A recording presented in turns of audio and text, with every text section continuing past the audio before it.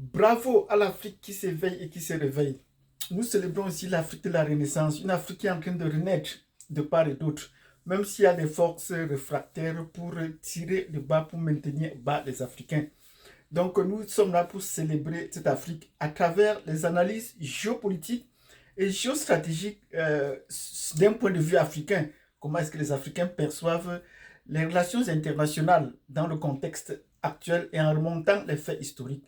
Donc, si vous êtes nouveau sur cette chaîne et si c'est la première fois que vous voyez, vous savez ce qu'il y a lieu de faire. Euh, Mettez-nous déjà des pouces pour nous dire bonjour, bonsoir. Abonnez-vous si vous n'êtes pas encore abonné. Et si vous êtes déjà abonné, partagez cette vidéo. Parce que dans cette vidéo, nous allons faire un décryptage, une situation d'analyse, un petit briefing sur la géostratégie. J'ai fait des vidéos sur la géostratégie et qui n'ont pas été publiées. YouTube ne m'a pas permis d'être publié. C'était à propos de l'Arabie Saoudite. J'espère que cette fois-ci, la vidéo sera publiée puisque c'est au cœur de l'actualité. Maintenant, tout le monde en parle.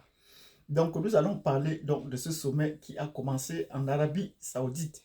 Et si vous voulez donc en savoir plus, mettez-nous déjà des pouces. Abonnez-vous si vous n'êtes pas encore abonné et cliquez sur la cloche de notification. Donc, aujourd'hui, nous parlons d'un sommet, le sommet Afrique-Arabie Saoudite. C'est la première fois dans l'histoire qu'on voit un sommet pareil. Donc, l'Arabie Saoudite veut entrer dans la cour des grands. Et pour entrer dans la cour des grands, il faut passer par la cour des petits, des enfants, comme ils pourraient considérer sur la place internationale, et rassembler comme à la maternelle, à l'école, les petits enfants, les rassembler pour leur faire le discours, pour leur montrer de quoi est-ce qu'on est capable. Mais pour comprendre ces situations, il faut donc revoir l'Arabie Saoudite sur le plan international, sur le plan géopolitique, dans la politique du Moyen-Orient, puisque l'Arabie Saoudite est située au Moyen-Orient, ce n'est pas au Proche-Orient, il faut bien qu'on le précise. Et il faut comprendre également ça dans le contexte des relations internationales que vaut l'Arabie Saoudite sur le plan international. Donc c'est un peu ça que nous cherchons à comprendre. Pourquoi est-ce qu'elle veut organiser un sommet, pourquoi elle organise un sommet pareil? Quel est son intérêt d'organiser un sommet pareil? Quel est aussi l'intérêt des Africains à vouloir participer absolument à un sommet pour un néophyte qui vient d'arriver? Donc nous allons voir les participants et les intérêts qu'ils cherchent. Donc d'entrée de jeu, nous commençons par le premier point. L'Arabie Saoudite sur le plan géopolitique, est un pays du Moyen-Orient, pas du Proche-Orient. Et c'est le plus grand pays en termes de superficie. L'un des plus grands pays après l'Iran sur ce plan-là. Et c'est la base religieuse. C'est les fondements religieux de l'islam. Comme Rome est pour les catholiques romains, euh, l'Arabie Saoudite est plus de tendance islamique sunnite. Ils sont sunnites. Voilà. Parce que les chiites sont dirigés plus par l'Iran. C'est la raison pour laquelle ils s'opposent. Donc c'est important de comprendre également bien ce contexte avant de pouvoir entrer dans le jeu. Mais pendant longtemps, l'Arabie Saoudite s'est focalisée sur la gestion des pèlerinages qu'on faisait dans les lieux saints, à la Mecque notamment. Parce que cela lui faisait beaucoup d'argent. Et c'est pour ça qu'elle a parmi les plus grands aéroports du monde, les plus grandes places qu'il fallait construire, la sécurité et tout cela, pour assurer également la sécurité des dignitaires qui venaient faire leur pèlerinage dans le coin. Donc cela a été ça, sa principale source de revenus, si on peut le dire comme ça là. Mais pendant le temps, on a découvert le pétrole et l'Arabie Saoudite est devenue un bon bastion sur lequel il fallait compter pour les pétrodollars. Et vendant sa souveraineté, puisqu'elle était plus préoccupée par des questions religieuses, vendant sa souveraineté aux États-Unis, qui ont donc indexé le pétrole sur le dollar. Et on a commencé à parler de pétrodollars. Donc c'est eux qui ont occupé maintenant de toute la géostratégie et de la géopolitique de l'Arabie Saoudite, qui assure leur sécurité. Vous connaissez la géostratégie des pays occidentaux et des États-Unis en général. On vous dit non, laissez le côté sécurité. Si vous avez des armes, laissez telle coopération avec telle. Nous, on va assurer votre sécurité. C'est la chose qu'ils ont dit à certains pays d'Europe. Ils ont cru. Même les Européens sont tombés dans ce trou-là. Ils ont cru à cela et aujourd'hui, l'Europe se trouve sans défense. Donc, l'Arabie Saoudite a l'argent pour acheter tous les papiers, tout le matériel militaire des États-Unis. Mais malheureusement, ils ne savent pas l'utiliser puisqu'il faut que les Américains les utilisent. Et ensuite, ce matériel est devenu désuet au regard de la technologie qui a beaucoup évolué aujourd'hui, si bien que l'Arabie Saoudite doit se tourner vers d'autres partenaires.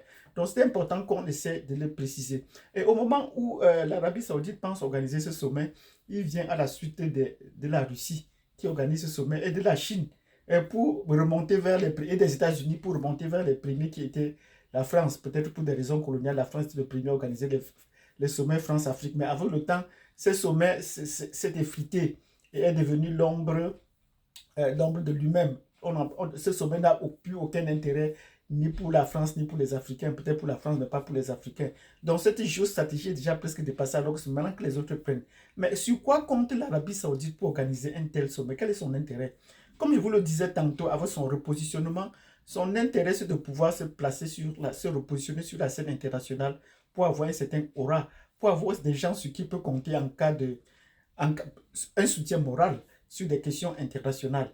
Donc voilà peut-être l'intérêt de l'Arabie Saoudite, parce que pour comprendre cet intérêt, il faut également voir dans la sous-région des petits pays aussi pétroliers comme les Émirats arabes unis, le Qatar, le Koweït, ont vu coulant sur beaucoup d'argent, ils ont vu leur aura monter. Ils ont d'abord commencé par mettre une grande chaîne de télévision pour porter leur bout. Mais même si cette chaîne de télévision Al Jazeera est devenue aujourd'hui l'ombre d'elle-même, puisque c'est un CNN bis, vous voyez tous, ce sont des Occidentaux, des Américains qui travaillent dans ces chaînes et les Anglais. Donc, cette chaîne est devenue l'ombre d'elle-même. Et par la suite, le Qatar est passé à une vitesse supérieure et est parti, a voulu investir en Europe. Il a trouvé des partenaires français et Sarkozy était leur bras droit sur le continent européen. Et on a vu comment est-ce que la France a vendu, on peut dire presque tout son championnat, et notamment le Paris Saint-Germain au Qatar. Le Qatar a investi dans le sport, créant des chaînes de télévision, achetant des droits de télévision pour tout cela. Et cela lui a fait un certain rayonnement au point où le point culminant était l'organisation de la Coupe du Monde. Ouais, ces petits pays ont pu organiser la Coupe du Monde. L'Arabie Saoudite, qui estime être leur aîné, n'a pu rien faire jusqu'à présent. Donc, pour entrer dans cette scène, dans ce jeu, sur le plan international, l'Arabie Saoudite se devait aussi d'organiser des grands sommets, comme le sommet France-Afrique, également d'organiser les grandes compétitions. La plus récente est celle de boxe, qu'elle organisait juste pour le plaisir de leurs yeux, pour leur gala. Il n'y avait aucun titre en jeu entre un boxeur et un lutteur de MMA, donc il fallait mettre deux forces. Ça me rappelle un peu dans l'histoire comment les Romains estimaient que le lion était le plus grand de la forêt. Ils sont partis chercher également le titre qui était le plus grand en Asie et on les a mis dans l'arène pour se battre. Mais malheureusement, le combat a tourné très court en faveur du tigre, d'un premier coup de patte, alors que le lion s'apprêtait encore à se faire rugir ou à effrayer son adversaire.